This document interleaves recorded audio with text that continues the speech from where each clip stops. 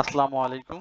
শুভ দুপুর প্রিয় বিনিয়োগকারী ভাই বোনেরা, আশা করি সকলেই শারীরিকভাবে সুস্থ আছেন এবং ভালো আছেন। গতকালকে মার্কেটের 8 পয়েন্ট পজিটিভ মুভমেন্টে আমরা দেখেছিলাম 90টি স্টক আপনার আপ ট্রেন্ডে থেকে দিন শেষে মার্কেট শেষ করে এবং মার্কেটের টার্নওভার হয়েছিল 1026 কোটি টাকা।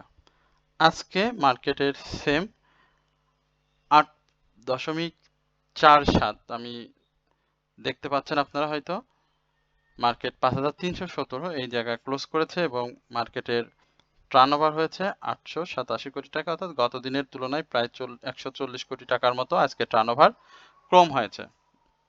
কিন্তু মার্কেটের আপ ট্রেন্ড স্টকের সংখ্যা কিন্তু আজকে ইনক্রিজ হয়েছে, অর্থাৎ আপ ট্রেন্ড স্টকের সংখ্যা বর্তমানে 180টি, ডাউন ট্রেন্ড 166টি এবং আনচেঞ্জড অবস্থাতে ছিল 51টি। আমরা গত কালকেও আপনাদের সাথে আলোচনায় বলেছিলাম, আজকেও আপনাদেরকে সেম একই কথাই বলবো যে মার্কেটের এই মুহূর্তে ইন্ডেক্সের যে একটা অ্যাডজাস্টমেন্ট, মার্কেটের যে অ্যাডজাস্টমেন্ট সেটি কিন্তু চলছে এবং একই সঙ্গে এই শেষ সময়ে আমরা কিন্তু এই রকম মানে ক্লোজিং এর সময় সচরাচর ইপিএস এর যে ঝামেলাটা সেটা কিন্তু খুব বেশি পড়ি না, কিন্তু এইবার আমরা কিন্তু পড়ে গিয়েছি। তো সেই জায়গাতে মার্কেট টার্নওভার খুব চমৎকার রেখেছে, এটা খুবই ভালো একটা জায়গা এবং ইপিএস এবং কিছু কিছু সেক্টরের ডিভিডেন্ডেরও একটা ঘোষণা আমরা দেখতে পাচ্ছি। তো সবকিছু মিলিয়ে মার্কেট এখন পর্যন্ত আমি বলবো যে খুব ভালো একটা পরিস্থিতিতে রয়েছে। আজকে মার্কেটের যদি আমরা আপনাদের সাথে আমাদের নিয়মিত যে আলোচনায় স্টকগুলো আপনার সাথে কথা বলি, সেখানে যদি আপনারা দেখেন, আমরা গতকালকেও বিডি থাইফুড নিয়ে কথা বলেছিলাম এবং এটা নিয়মিতভাবে আপনাদের সাথে আলোচনায় আমরা করি। সেখানে বিডি থাইফুড আজকে হল্টেড হয়েছে। এইচএফএল আমাদের নিয়মিত আলোচনার স্টক, সেটিও আলহামদুলিল্লাহ আজকে হল্টেড হয়েছে। আইসিবিএমপি ফার্স্ট মিউচুয়াল, যেটি বেশ কয়েকদিন ধরেই একটা অবস্থায় আনচেঞ্জ ছোটখাটো 10-20 পয়সা ডাউন ট্রেন্ড দিয়ে একটা জায়গায় ছিল, আজকে কিন্তু সেটি ভালো করছে এবং এটিও আমরা আইসিবি, এটা নিয়ে আমরা আপনাদের সাথে আলোচনা করছি। এবং সর্বশেষ মীর আক্তার আসলে বেশ কারেকশন দিয়েই উঠেছে, এটা আপনারা এই যে দেখতে পাচ্ছেন।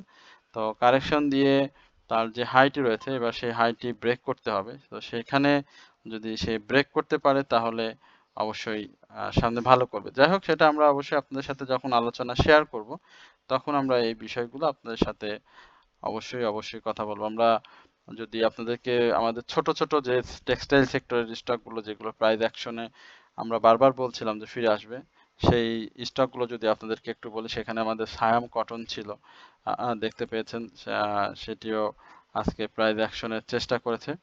অলটেক্সট, সেও মোটামুটি 70 পয়সা ইনক্রিজ করেছে, এটি অবশ্যই ভালো মার্কেটের জন্য। এর বাইরে আমরা আরো ছোট ছোট স্টক দেখেছি, যেমন সিএনএ টেক্সট আজকে বেশ কিছুদিন পরে 10 পয়সার মতো প্রাইস অ্যাকশন করেছে, অর্থাৎ ফিরে আসতে চাচ্ছে। ইটিএল, রিংশাইন, যে স্টকগুলো, সায়াম টেক্স, সিমটেক্স, কুইন সাউথ, এভাবে রিজেন্টেক্স যদি বলি, এভাবে ছোট ছোট যে স্টকগুলো, আমরা জাহিন টেক্সট আপনাদের সাথে কথা বলি, সেই স্টকগুলো কিন্তু ফিরে এসেছে। তার মানে সামনের দিনগুলো আবারও টেক্সটাইল নির্ভর হতে যাচ্ছে এবং ইন্স্যুরেন্স সেক্টরে যেহেতু এই মুহূর্তে কারেকশন জোনে রয়েছে, সেক্ষেত্রে টেক্সটাইল, ইঞ্জিনিয়ারিং এবং ফার্মা তারা আবারও মার্কেটে প্রাইস অ্যাকশন করবে এবং সেটি আমরা সেক্টর বাই জ্ঞানার লিস্টে দেখতে পাচ্ছি। আজকে কিন্তু 36টি স্টক উঠে এসেছে এবং ডাউন ট্রেন্ডে ছিল 30, এটি আরও কমে আসবে এবং আপ ট্রেন্ড স্টকের সংখ্যা আরও বৃদ্ধি পাবে ইনশাল্লাহ।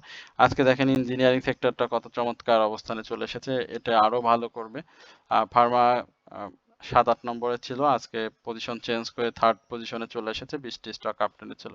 তো এর বাইরে আমরা যদি আইটি সেক্টরের কথা বলি, আইটি সেক্টরটা কারেকশন জোনে রয়েছে, সেখান থেকে মাত্র 3টি স্টক আপ ট্রেন্ডে ছিল, আরও আশা করি সময়ের সাথে সাথে ভালো করবে। বাট লাইফ সেক্টর এবং ফুয়েল অ্যান্ড পাওয়ার সেক্টর, এই সেক্টর দুটো কিন্তু আবার নতুন করে আমাদের সামনে চমক দেখানোর একটা পসিবিলিটি নিয়ে এসেছে, সুতরাং আমরা এই সেক্টর দুটিও নজরে রাখবো। আশা করি এই সেক্টরের স্টকগুলো যদি আমরা ফোকাস করতে পারি এবং যে স্টকগুলো সামনে প্রাইস অ্যাকশনের সম্ভাবনা রয়েছে সেগুলো যদি চুজ করতে পারি তাহলে আমরা অবশ্যই প্রফিট নিতে পারবো। গতকালকে দেখেন খুব স্পষ্টভাবে এই 5317 যারা আলোচনা শুনে থাকেন বা যারা আলোচনা আমার নিয়মিত দর্শক তাদেরকে বলবো যে কালকে আমি এই 5317 এর উপরে বা 5317 একটা যে ক্লোজ দরকার সেটি আপনাদের সাথে আলোচনায় কতবার শেয়ার করেছি সেটি যদি আপনারা দেখেন তাহলে অবশ্যই এই জায়গাটা দেখতে পাবেন এবং 17র পরেই রয়েছে 5284 এবং পরবর্তীতে আমরা 5384 এবং ক্লোজ যেটা হ্যাঁ 5300 এবং এই জায়গাটাতে ক্লোজ করেছিল 5319 আজকের 5317 এরপরে আমরা অবশ্যই দেখব যে মার্কেটের 5399 থেকে 5400 এই জায়গাটাতে ক্লোজ।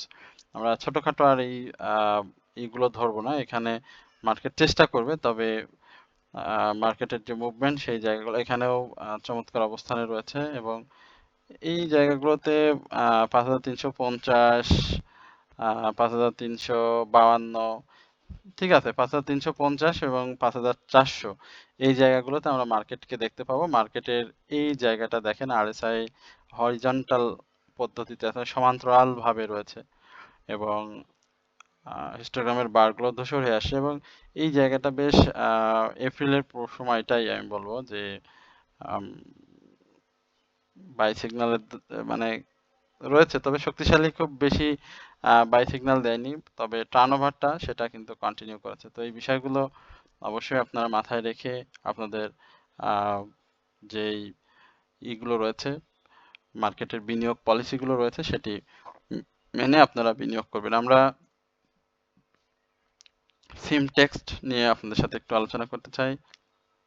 আপনাদের অনুরোধের স্টক একটা বড় ডাউন ট্রেন্ড হয়েছে স্বাভাবিকভাবেই এবং অনেক বিনিয়োগকারীর মনে একটা হতাশার জায়গা তৈরি হয়েছে, কারণ 24 টাকা 50 পয়সার এই জায়গাটাতে সিমটেক্সের একটা বড় সাপোর্ট ছিল, সেই সাপোর্টটা ভেঙে যাওয়ার পরে বিনিয়োগকারীদের মনে একটু হলেও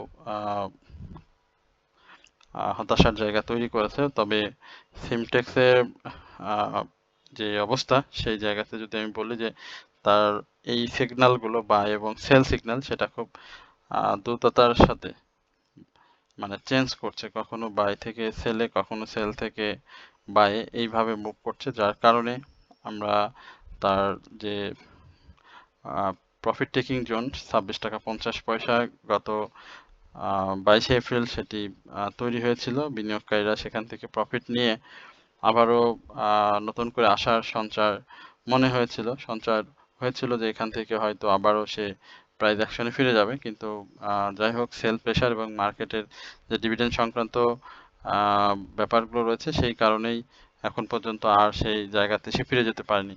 তবে এখন সিমটেক্স আবারও চেষ্টা করছে এবং সিমটেক্সের মধ্যে যথেষ্ট সম্ভাবনা রয়েছে এবং এই জায়গাগুলোতে আসলে নতুন করে যদি বলি সেখানে 25 টাকা 40 পয়সা এই জায়গাটাতে আবারও তাকে ব্রেক করতে হবে এবং সেই ব্রেকটা করতে পারলে আশা করা যায় যে এই স্টকটি আবারও প্রাইস অ্যাকশনে ফিরবে এবং সেক্ষেত্রে আমাদের এই 25 টাকা থেকে 25 টাকা থেকে 27 টাকা 20 পয়সা এই লেভেলে তখন একটা প্রফিটের সুযোগ দেবো এবং এই 27 টাকার ব্যারিয়ার ব্রেক করার পরেই 31 টাকা থেকে 34 টাকা এই লেভেলে আমরা সিমটেক্সকে দেখতে পাবো। সিমটেক্স যাদের রয়েছে আমি আবারও বলি, আপনারা যারা ধৈর্য সহ থাকতে পারবেন মার্কেটে অবশ্যই আপনার জন্য প্রতিটি স্টক হতেই প্রফিট গেইন করা সম্ভব এবং সময়ের সাথে সাথে মার্কেট কিন্তু আপনার নিজেরাও বুঝতে পারছেন একটা ভালো জায়গায় যাওয়ার জন্য চেষ্টা করছে। এর বাইরে আমরা অনেকগুলো স্টক নিয়ে আপনাদের অনুরোধ পেয়েছি বা আপনারা জানতে চেয়েছেন, সেই স্টকগুলো নিয়ে আমরা পর্যায়ক্রমে আজকে 10টি স্টক আলোচনা করব। তো আশা করি আপনারা শুরু থেকে শেষ পর্যন্ত আমাদেরকে শুনবেন এবং সিমটেক্সের ব্যাপার যেটা সেটার ভালো এসেছে তার ইপিএস সেটিও আমরা জানি। আশা করি যে সিমটেক্স খুব দ্রুত তার রেসে ফিরে যাবে। সেলভোর ব্যাপারটাও আমার কাছে ভালো লেগেছে। সেলভো কেমিক্যাল নিয়ে আপনারা জানতে চাচ্ছেন। আমরা সেলভো এই জায়গাগুলোতে আসলে থ্রি ইনসাইডে ডাউন ট্রেন্ড ক্রিয়েট করে একটা গ্রিন ক্যান্ডেল দিয়ে আবার ডাউন ট্রেন্ড ক্রিয়েট করেছে। তো এইখানটাতে স্বাভাবিকভাবেই 32 টাকা 70 পয়সা একটা তার ক্লোজ খুব জরুরি। এই ক্লোজটা দিতে পারলে সে খুব ভালো হবে হবে এবং তার মুভমেন্টটা ভালো জায়গায় যাওয়ার একটা সম্ভাবনা তৈরি করবে।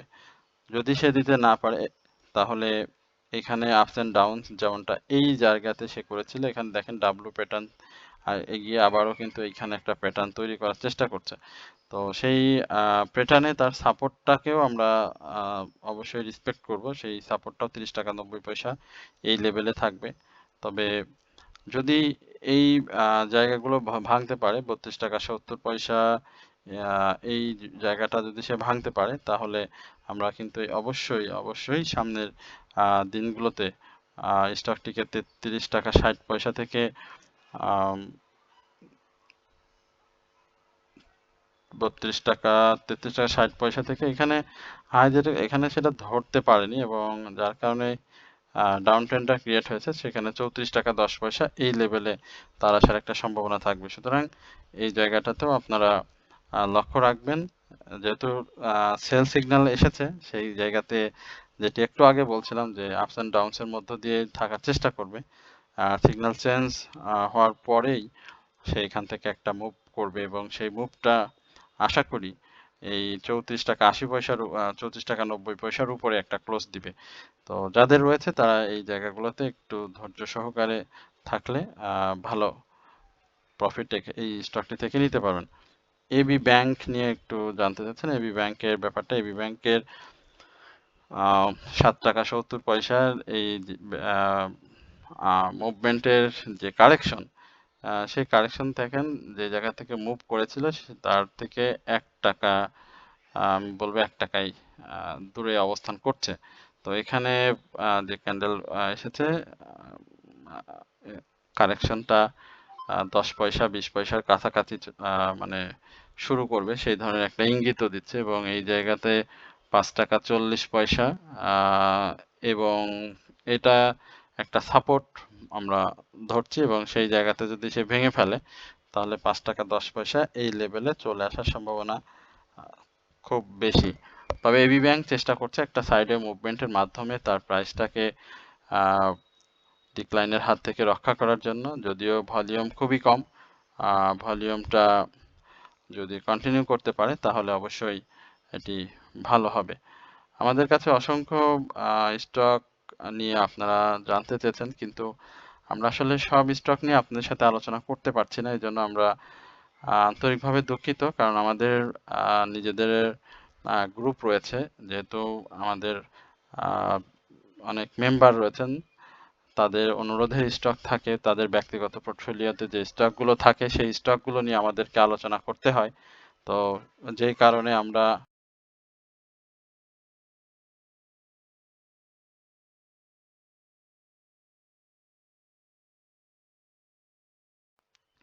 সেই জায়গা থেকে আমরা আসলে আপনাদের সব স্টক আলোচনা করতে পারি না। আপনাদের যখন খুব বেশি জানার প্রয়োজন হবে, আপনারা যদি আমাদের নিয়মিত আলোচনা শুনে থাকেন, আমি দেখেছি যে আমাদের আলোচনার সঙ্গে আপনাদের জিজ্ঞাসার অনেক মিল থাকে। তো সেই জায়গাতে আপনারা আহ, পূর্বের আলোচনায় যে স্টকগুলো নিয়ে জানতে চেয়েছেন সেই স্টকগুলো নিয়ে আমরা একাধিকবার কথা বলি বা আমাদের গ্রুপের মেম্বারদের সাথে আপনাদের গ্রুপ আপনাদের যারা আমাদের কাছে জানতে চান হুবহু মিল থাকে। বাট আপনারা আলোচনা অনেক সময় স্কিপ করে যান, যার কারণে আপনারা অনেক কিছুই জানতে পারেন না। তো এটা আমি বলবো যে আপনাদের প্রতিনিয়ত আমাদের আলোচনাটা স্কিপ না করে শুনলে পারে আমরা যে স্টকগুলো নিয়ে কথা বলি সেই আলোচনা থেকে আপনাদের স্টকের আলোচনা পেয়ে যাবেন। মীর আক্তারের এখন আরএসআইটা একেবারে যে অবস্থান আছে একেবারে উলম্ব খাড়া, যেটি আহ, খুব বেশি মুভমেন্টের যে ইঙ্গিত সেটা কিন্তু বহন করে না, কারণ কারেকশন প্লাস মুভমেন্ট সেটি হলে খুব ভালো হয়। তো এই জায়গাতে প্রাইজের মুভমেন্ট যদি বলি 36 টাকা 40 পয়সা, এই জায়গাতে একটা প্রফিট টেকিং এর জোর সম্ভাবনা রয়েছে। সুতরাং অবশ্যই এই জায়গাগুলো থেকে প্রফিট নিয়ে নেবেন এবং পরবর্তীতে যদি আরএসআই কন্টিনিউ করে মুভমেন্ট, অর্থাৎ কারেকশন দিয়ে যদি মুভমেন্টটা কন্টিনিউ করে তাহলে এটি আরো ভালো করবে। এখানে হিস্টোগ্রামের বারে দেখতে পাচ্ছেন একটা রেড কিন্তু চলে আসছে। এখানে বাই সিগন্যাল রয়েছে, এই জায়গাতে MACD তে সেল সিগন্যাল চলে এসেছে এবং হিস্টোগ্রামের বারেও সেল সিগন্যাল চলে এসেছে। সুতরাং যেটি বলছিলাম 36 টাকা 40 পয়সার এই জায়গাগুলোতে প্রফিট নেওয়ার চেষ্টা করবেন। প্রিয় বিনিয়োগকারী ভাই বোনেরা, আপনাদের সবার প্রতি অনুরোধ থাকবে অবশ্যই আপনারা আমাদের চ্যানেলটি সাবস্ক্রাইব করবেন। আমাদের সাবস্ক্রাইবার যারা রয়েছেন তারা নিয়মিত আমাদের আলোচনা শুনে থাকেন, বাট নট সাবস্ক্রাইবার কিন্তু অনেক বেশি আমাদের আলোচনা শুনে থাকেন, কিন্তু আপনারা আমাদের চ্যানেলটি সাবস্ক্রাইব করেন না। এটি অত্যন্ত দুঃখজনক আমাদের জন্য। সেজন্যই আপনাদেরকে বারবার আমরা আপনাদেরকে অনুরোধ করি আলোচনার মাঝে, আলোচনার শুরুতে, শেষ দিকে, সবসময় যখনই আমাদের মনে হয় যে না আপনাদেরকে একটু আমাদের বলা উচিত, সেই জায়গাতে আপনাদের আবারও বলছি যে অবশ্যই আপনারা আমাদের চ্যানেলটি সাবস্ক্রাইব করবেন, কমেন্টস করবেন, শেয়ার করবেন।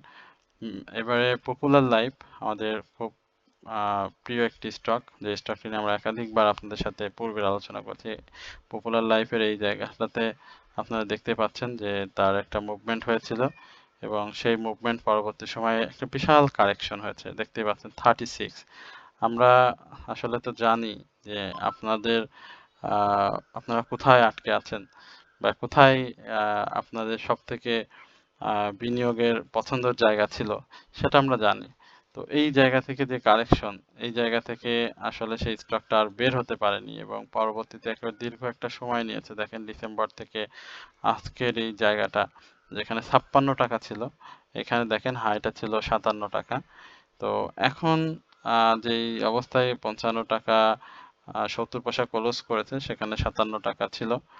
আশা করি যে আরেকটু উপরে ক্লোজ করতে পারলে খুব ভালো হতো। এখানে RSI টা খুব চমৎকার জায়গায় রয়েছে এবং 70 এর উপরে অবস্থান করছে।